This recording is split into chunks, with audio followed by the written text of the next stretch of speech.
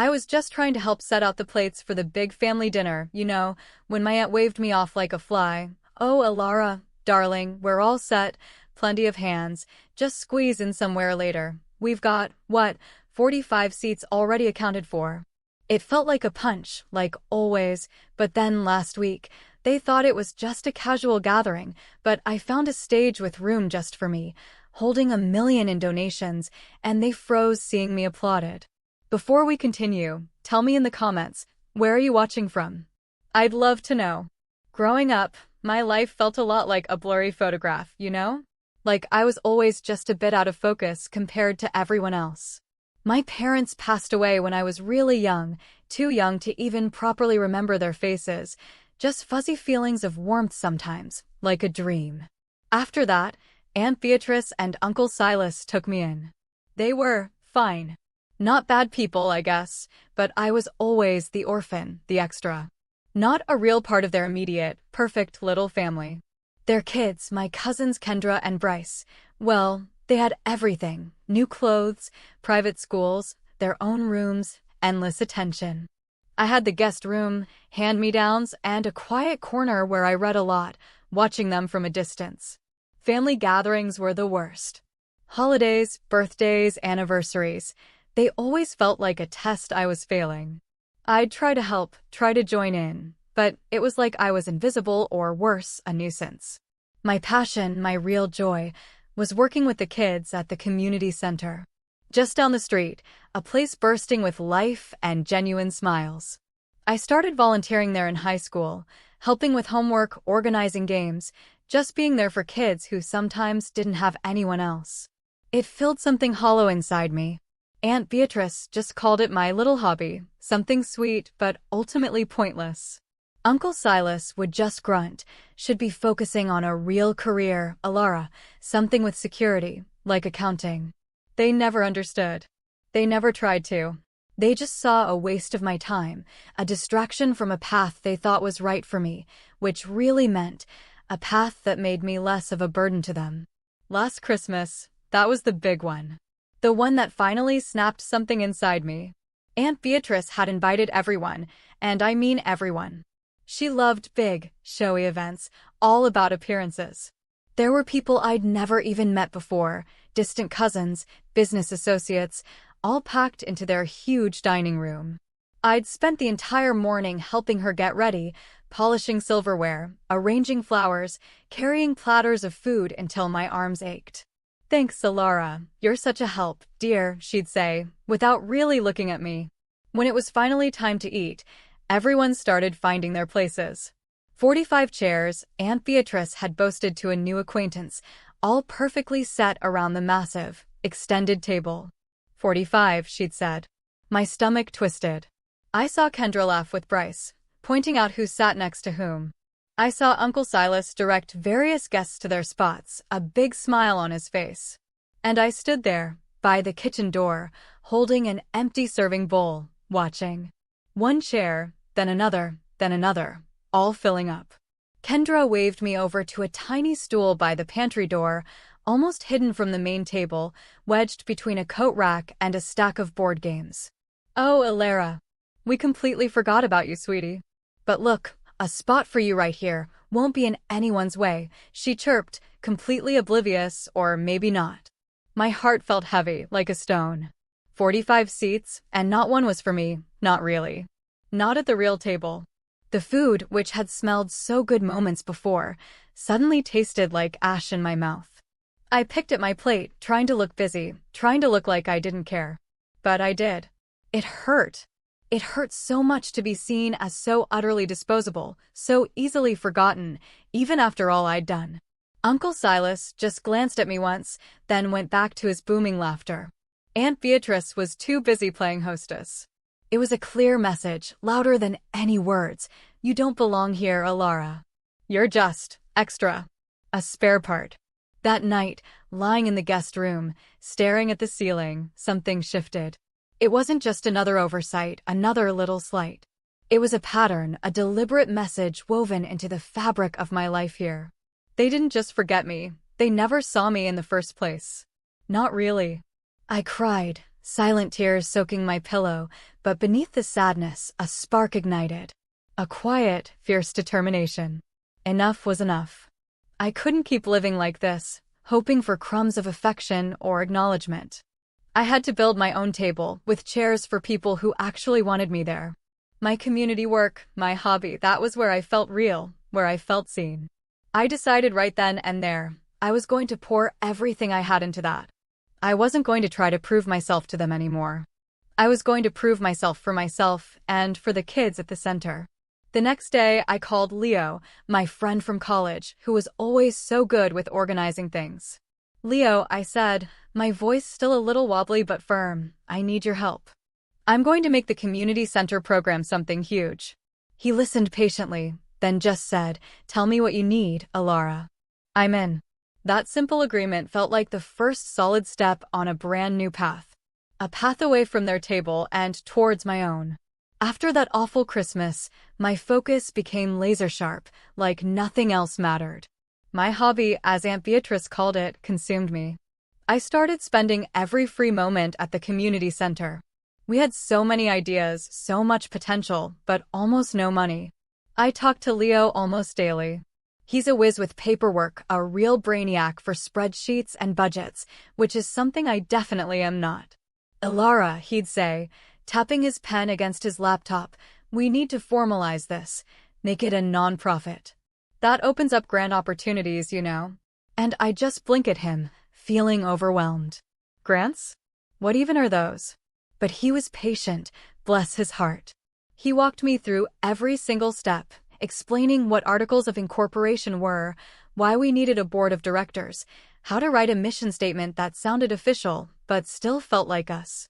It was hard, really hard. Long nights, fueled by cold coffee and the sheer will to make something real.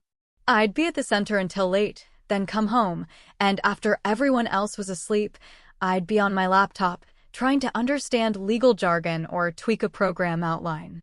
We started small, expanding the after-school tutoring, adding a creative arts workshop. The kids loved it, their eyes bright with excitement, and that was all the fuel I needed. Every little victory felt huge.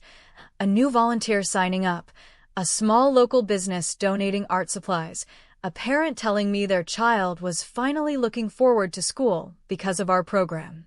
These were the connections I craved, the genuine appreciation that had always been missing from my family. I even started missing some of their important family dinners. Not on purpose at first, but because I was genuinely too busy, too invested. When Aunt Beatrice would call, sounding annoyed, Alara, where are you? We're having everyone over. I'd honestly reply, oh, I'm so sorry, Aunt B, I'm at the center. We have a big event tonight. And it was true. My sense of self-worth wasn't coming from their approval anymore. It was coming from the real, tangible difference I was making. One particularly tough week, everything felt like it was crumbling. We'd applied for a local community development grant, hoping it would give us a much-needed boost for a summer camp. I'd poured my heart into that application, writing about the kids, their dreams, the real impact we could have.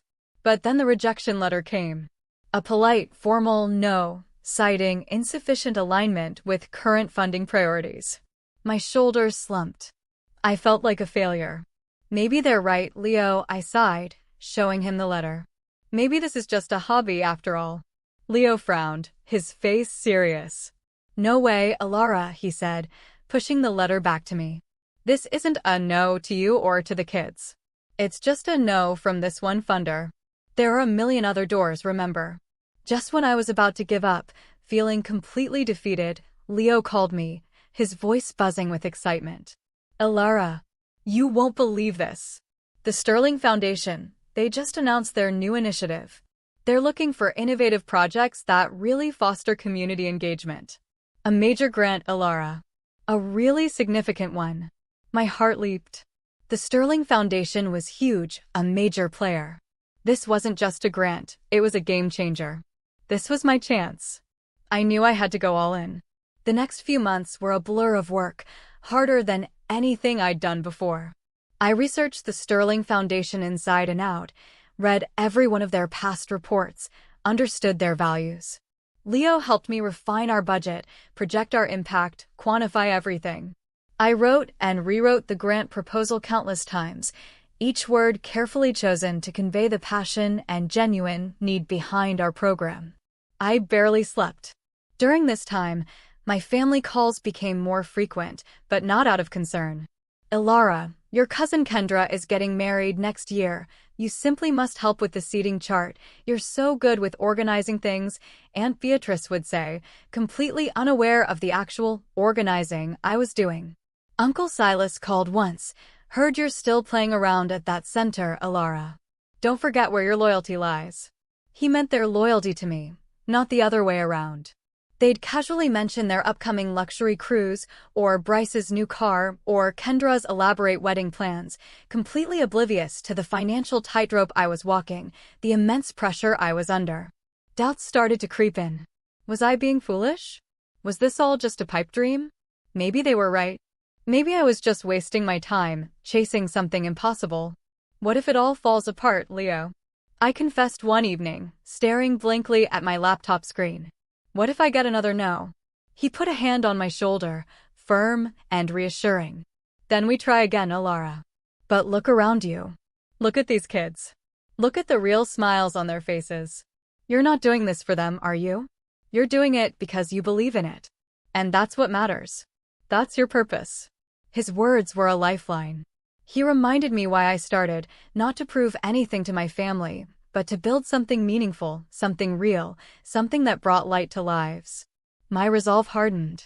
I closed my eyes, took a deep breath, and reopened the grant proposal.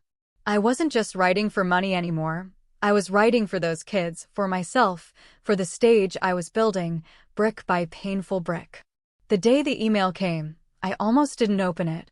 My hands were shaking so bad, I just stared at the subject line. Sterling Foundation Grant Application Update. It felt like my whole future was hanging in that one click. Leo was next to me, his face pale, holding his breath too. I clicked it. And then I read the words slowly, disbelievingly. We are thrilled to inform you, your project has been selected for a grant of $1 million. $1 million. I gasped, a sound somewhere between a sob and a laugh. Leo whooped, pulling me into a massive hug, spinning me around until I was dizzy. I couldn't believe it. After all the struggle, all the doubt, all the silent dismissals from my family, it was real. This wasn't just money, it was validation. It was proof that my hobby was a powerful, impactful force, recognized by people who saw its true worth. I felt a surge of triumph, a quiet, deep satisfaction that had nothing to do with revenge, but everything to do with finally, truly, succeeding on my own terms. This meant we could expand, hire more staff, create new programs. The future, which had looked so uncertain, suddenly sparkled. My stage wasn't just a dream anymore. It was built, solid and gleaming, ready for the spotlight. Last week started like any other, but it wasn't. It was the Sterling Foundation's annual Benefactors Gala, a huge event recognizing their grant recipients and major donors. My organization was being honored, and I, as the founder and director, was slated to give a short speech. I'd sent my family an invite, a polite, formal card. Honestly, I didn't expect them to come. They usually had better things to do. But to my surprise, Aunt Beatrice called. "Oh, Ilara, your little event. Yes, we'll try to make it, dear. Always good to see you, even if it's for one of your community things." Sounds very casual, really. Casual. That one word, her tone dismissive, made a small smile play on my lips. Let them think that. The gala hall was breathtaking, chandeliers sparkling, tables draped in crisp white linen, flowers everywhere. I was nervous, my hands clammy, but a different kind of nervous now. Not the fear of being forgotten, but the exhilarating thrill of anticipation. Leo was there, beaming, giving me a thumbs up from the front row. Then, out of the corner of my eye, I saw them. Aunt Beatrice, Uncle Silas, Kendra, and Bryce. They walked in, dressed in what I assumed they thought was casual smart, Uncle Silas in a loud plaid jacket, Aunt Beatrice in a sequin top that probably belonged at a disco. They were looking around, a little bewildered, clearly expecting a small, stuffy reception, not this grand affair. They caught my eye. Aunt Beatrice gave me a little wave, a thin, almost condescending smile on her face, as if I was still just the awkward niece. Kendra just smirked, probably thinking I was just another anonymous face in the crowd. They started making their way towards a side table, probably looking for a quick exit. That's when the host, a famous local journalist, stepped onto the stage. And now, he boomed, we have the incredible privilege of recognizing a truly transformative initiative, led by a young woman whose vision and dedication have already touched countless lives, the Haven Project, founded by Alara Thorne. My name, my project. The lights brightened on the stage, a soft, warm glow. I walked out, taking a deep breath. And that's when it happened. Aunt Beatrice, Uncle Silas, Kendra, and Bryce, who had just found their seats, were smiling, looking at each other, probably making some snide comment about Alara's moment. But then they saw me, standing confidently at the podium, the microphone in front of me, the huge screen behind me displaying our project's logo, and the words $1 million grant recipient flashing beneath it. Their smiles froze. Just froze. Their faces went utterly blank, then a flicker of confusion, then, finally, pure shock. Their eyes, wide and disbelieving, darted from me to the screen, then back to me. They saw me, Alara, being applauded by hundreds of people, not just for showing up, but for leading, for making a real impact, for holding $1 million in donations. It was a silence louder than any shout, a moment of profound, undeniable shift. After my speech, a whirlwind of handshakes and warm congratulations followed. I was still floating a bit, but also very grounded. As I moved through the crowd, I saw my family hovering awkwardly by the exit. Aunt Beatrice practically lunged at me, her voice suddenly sweet, almost fawning. Alara, darling. We had no idea. $1 million? That's wonderful. You've really outdone yourself. Uncle Silas just kept saying, remarkable. Truly remarkable. Kendra and Bryce looked like they'd seen a ghost, their usual smirks replaced by bewildered respect, maybe a hint of envy. I smiled, a genuine, calm smile. Thank you, Aunt Beatrice, I said, my voice steady. It's been a lot of work, but it's important work. This project, these kids, they're my family now, too. I didn't need to yell, didn't need to be angry. My success, my genuine happiness, was all the revenge I needed. I politely but firmly told them I had other engagements, other people who needed my attention. My new family. The Haven Project continued to thrive. That $1 million was just the beginning. We opened a second center, expanded our summer programs, and established a scholarship fund for the kids. I found true belonging, a purpose that resonated deep within my soul. My family still reached out, their tone drastically changed, often inviting me to their important events. Sometimes I went, sometimes I didn't. But the sting was gone. I no longer yearned for a seat at their table. I had built my own stage, strong and vibrant, filled with genuine applause and heartfelt connection. It taught me that real family isn't about blood or obligation. It's about seeing, valuing, and celebrating each other. That day, when they saw me applauded, they saw the woman I had become, not the forgotten girl they'd left behind. It was a victory, not of spite, but of spirit.